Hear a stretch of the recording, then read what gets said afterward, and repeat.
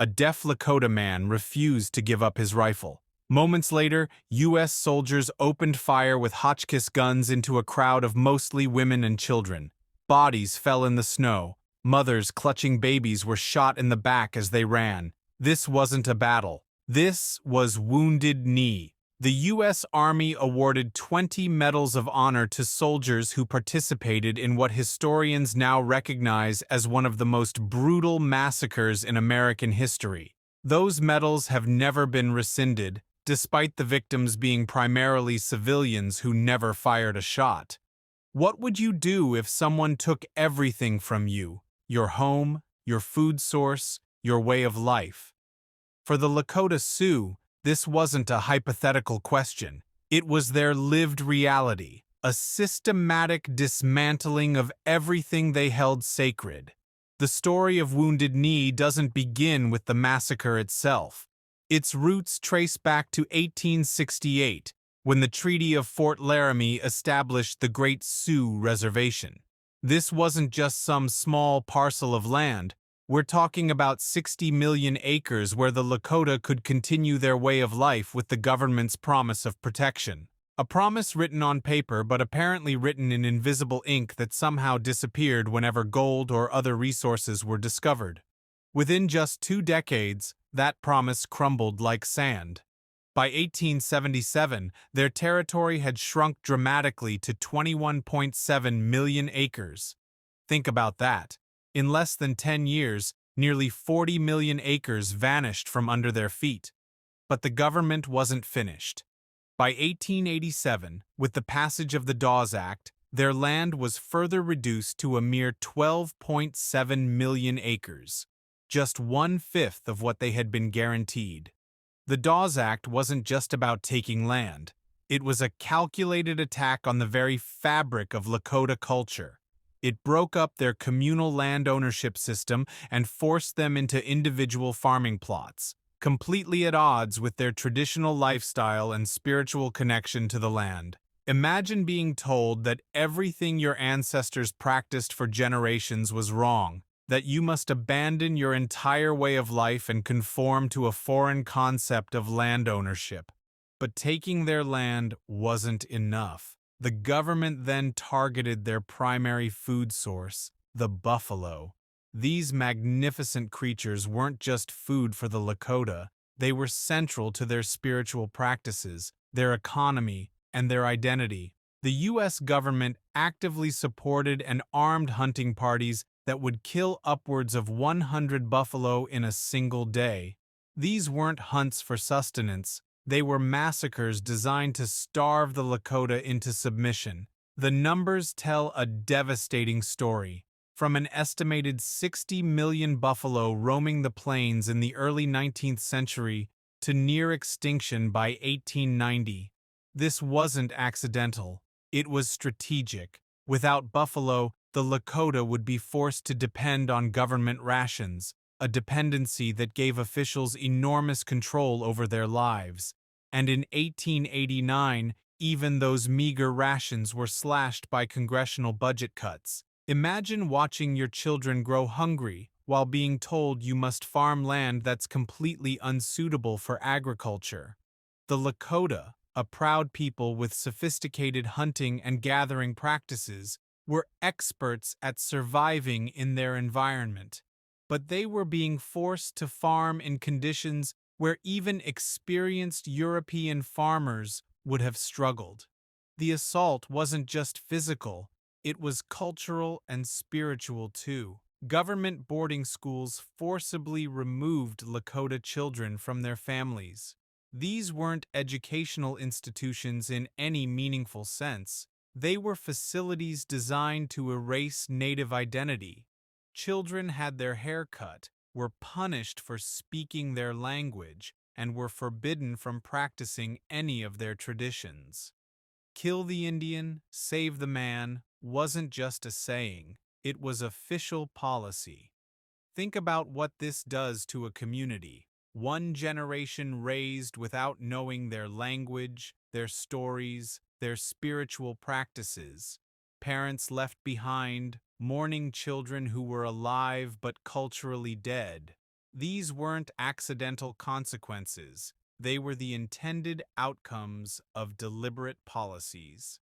This relentless assault on every aspect of Lakota life, their land, their food, their family structures, their spiritual practices, created conditions of absolute desperation. Is it any wonder they would grasp at any message of hope? When you've been systematically stripped of everything, even the most unlikely promise of salvation becomes worth believing. From the ashes of cultural devastation rose a movement that terrified the American government, not because it was violent, but because it gave Native Americans something dangerous: hope. During a solar eclipse on January 1st, 1889, a Paiute prophet named Wovoka experienced a vision that would spread like wildfire across desperate Native communities. In his vision, Wovoka saw a path to salvation that required no violence, no war, no bloodshed, just faith, moral living, and dance. But why would something so peaceful trigger the deployment of a quarter of America's entire military force? Wovoka's message was simple yet powerful. If Native Americans lived morally, avoided conflict with whites, and performed a specific ritual dance, they would witness something miraculous. Their deceased ancestors would return, the white settlers who had taken their lands would disappear, and the buffalo, now hunted nearly to extinction, would once again roam freely across the plains. For people who had lost everything, this promise of restoration wasn't just appealing, it was essential for survival. The ritual itself reflected its peaceful nature. Participants would join hands and move in a circle, following the rhythm of drums and chanting prayers. Around a central fire or pole, dancers would throw soil into the air, a symbolic gesture representing their hope that they would be lifted from this corrupted world into a restored one. There was no call to violence, no planning for war, no preparation for bloodshed. In fact, Wovoka explicitly taught nonviolence, clean living, and hard work as the core principles of his spiritual movement. As the ghost dance spread eastward to the Lakota on the Pine Ridge and Rosebud reservations, they added their own unique element: the ghost shirts. These garments, decorated with sacred symbols, were believed by some to protect the wearer from soldiers' bullets.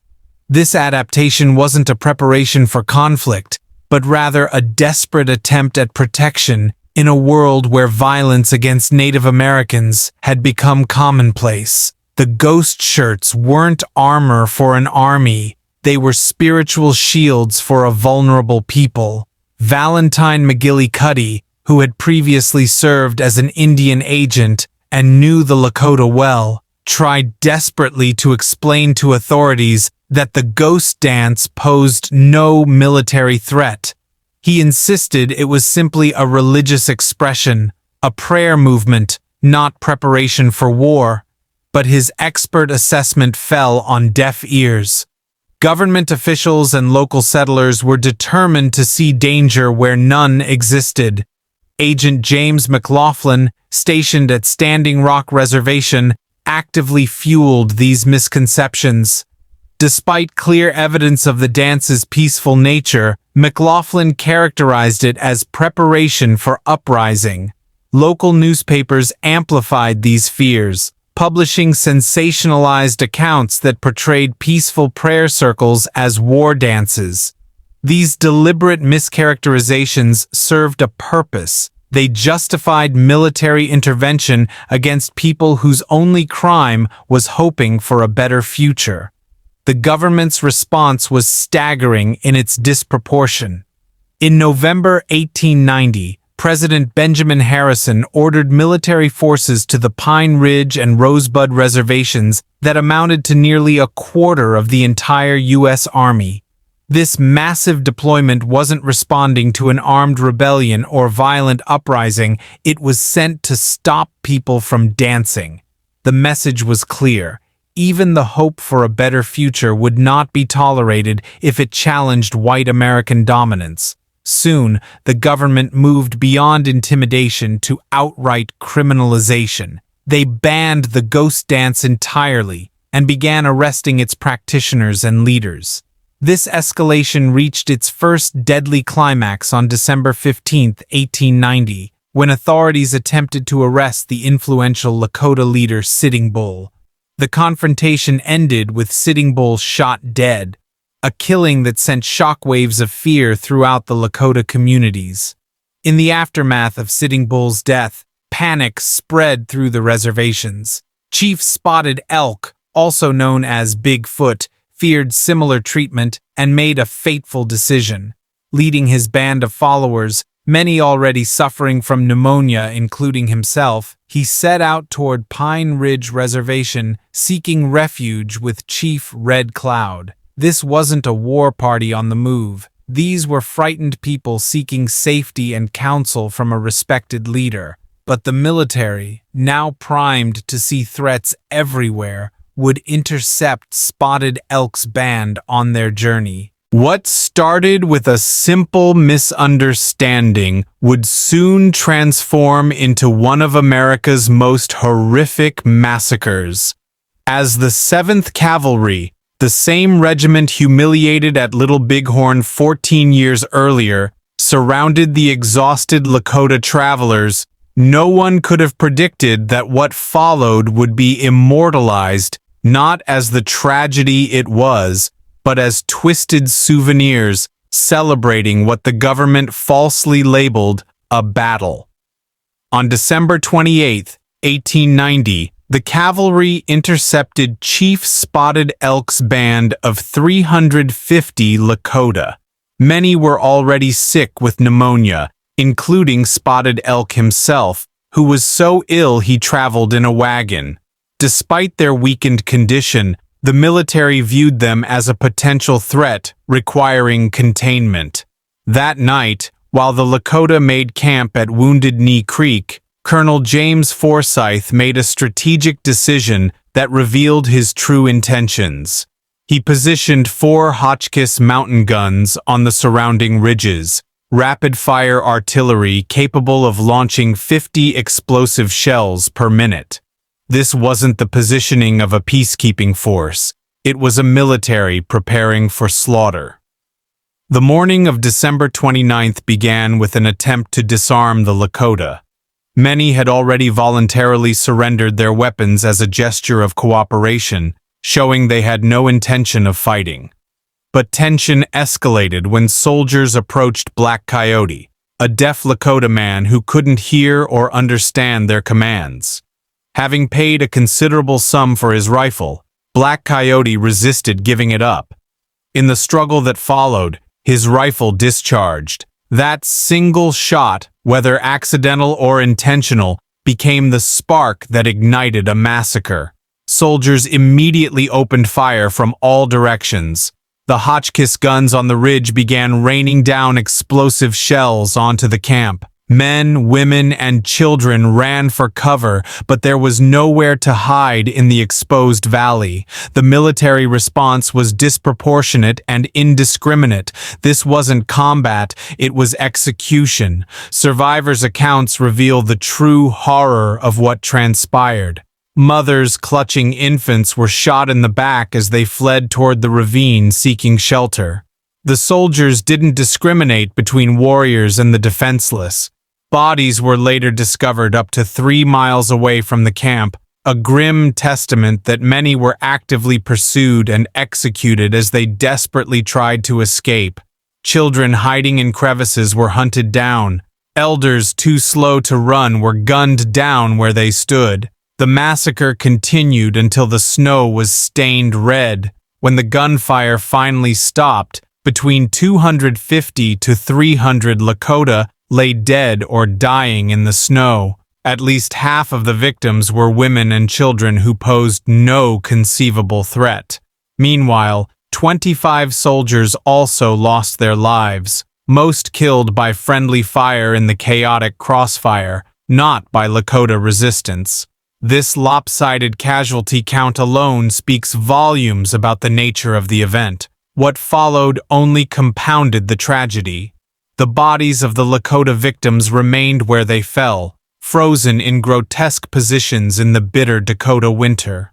It wasn't until January 3, 1891, that they were finally collected, not for dignified individual burials, but to be dumped unceremoniously into a mass grave. Initial counts recorded 146 to 150 bodies, though later accounts would raise that number to over 250, including both spotted elk and black coyote among the dead. Perhaps most disturbing was what happened next. Photographers arrived to document the aftermath, capturing images of the frozen bodies contorted in death. Instead of shocking the nation's conscience, these photographs became popular curiosities. They were printed, sold, and traded as souvenirs, physical mementos of what the government insisted on calling a battle rather than the massacre all evidence pointed to. American households displayed these images of human suffering as conversation pieces, the ultimate dehumanization of those who had already lost everything. In the aftermath of this tragedy, the U.S. government didn't express remorse. Instead, they awarded an unprecedented 20 Medals of Honor to soldiers who participated in the massacre. This represents the highest number ever awarded for a single engagement in American history. Despite decades of petitions from Native American advocates, these medals remain unrescinded, standing as painful symbols of historical injustice. It wasn't until 1990 that Congress finally passed a resolution expressing deep regret for the events at Wounded Knee. Yet this minimal acknowledgement falls devastatingly short. No formal apology has been issued. No compensation has been provided to descendants. And perhaps most tellingly, many history books continue to reference Wounded Knee as a battle rather than what the evidence undeniably shows, a massacre of largely defenseless people. As Black Elk, who witnessed the horror firsthand, said, "I can still see the butchered women and children lying heaped and scattered all along the Crooked Gulch. A people's dream died there." His words echo across time, reminding us that acknowledging historical truths is the first step toward healing wounds that still remain open